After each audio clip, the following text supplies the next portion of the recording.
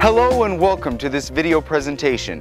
My name is Jonathan Larson and I am a senior at Holdrege High School.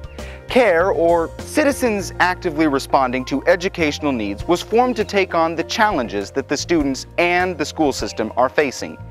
CARE knows that Holdrege kids have so much to offer, and if they are given the right tools, they can succeed and excel. After hearing the facts, will you vote yes to invest in the future of these kids? This tractor was state-of-the-art in 1960. Today, you wouldn't dream of trying to do the bulk of your work with something less than a modern machine like this. We see some of our school buildings in the same way. They were great when they were built, and they've served us well, but they need to be replaced. CARE is supporting a $17.3 million bond for the Holdrege school system. Here's how the numbers break down. $10.5 million would be to replace Washington, Franklin, and R7 elementary schools with a brand new single elementary school north of the current Holdrege Middle School. $6.7 million would go to continue the improvements that have been taking place over the past 3 years at the high school.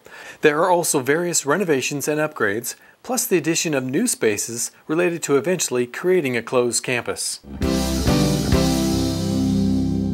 So let's discuss how the money will be spent with the elementary schools. There have been many programs mandated by the state that are a requirement for state funding. Now, many of these programs didn't even exist when the schools were built, and there is currently not enough space to support them. For instance, the speech therapy rooms are in what is basically a closet next to the boiler room. Students involved in an intensive reading instruction called Response to Intervention, or RTI, are served in closets and hallways. The Title I classroom at Franklin is actually the former locker room, and the adjoining shower space is also utilized every day for teaching. Paraeducators use whatever space they can find. These spaces are not always an ideal work environment for students. There is no room designated for art at Franklin, so the art supplies are stored in the hallway. Myself. Repeat it. Myself. Another big issue is that the multi-use spaces are overused. The library at times serves 3 to 4 different groups simultaneously, making it a challenge for all. The gym is used for a variety of things: music, lunch, gym class, and assemblies. Scheduling everything is very challenging, and each teacher must continually set up and tear down to make room for the next activity. On this day, music class was held outside because the gym was booked for an extra activity. CARE doesn't believe teachers should have to keep making do. CARE thinks the kids deserve something better. We don't have space, we don't have room for the things that we have to do and the things that we want to do. One of the things that we noticed, especially in the elementary schools, is we were surprised in a community this size that first of all there were 2 plus some additional rural schools, but then the other thing we noticed were both of them were equally old and clearly had some problems and some issues. The possibility of a new elementary school I think is most exciting to the teachers that I've talked with because we finally feel we would have the space to really carry out the kind of programs and instruction that we want to offer to our kids. At both the Franklin and Washington elementary schools, some of these temporary portable buildings have been in use for nearly 40 years. The fact that these buildings are separate from the main building also poses problems with efficiency and serious safety issues all year long. In the winter, kindergartners jump icy puddles to go back and forth from music, gym, lunch, and any number of other programs in all sorts of weather. Speaking of weather, when it's too cold or too muddy to go outside for recess, the kids have indoor recess in the halls because the gym is usually busy.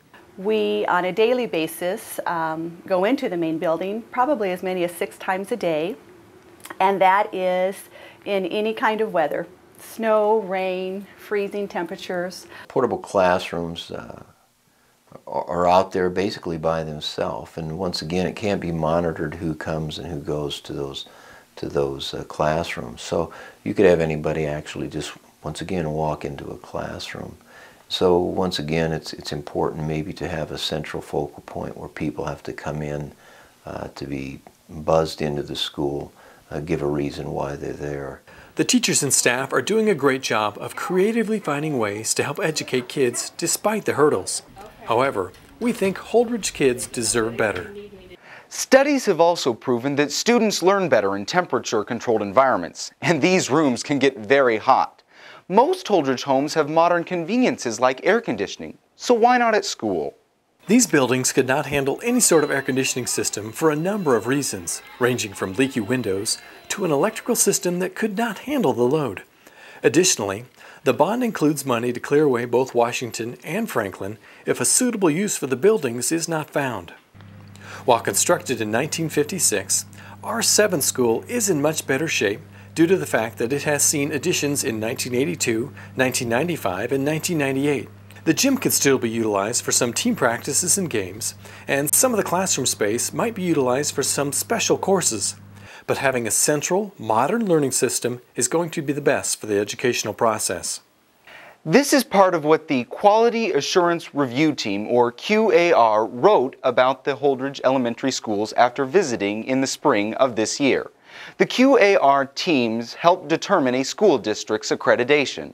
The QAR team noticed all of the elementary buildings are crowded. Closets are being used for RTI, art, bilingual programs, speech therapy, and counseling. Continue to seek ways to alleviate this situation so educational quality and safe environments do not become compromised. The elementary schools, they're in need of updating. And I know that some of the teachers actually teach in closets. The air conditioning isn't there. It's miserable in the fall and late spring. And so if we're to bring old buildings up to date, that costs money, and we should do that. And if there's not much difference between the cost of doing that and building a new building, then I think the right thing to do is build.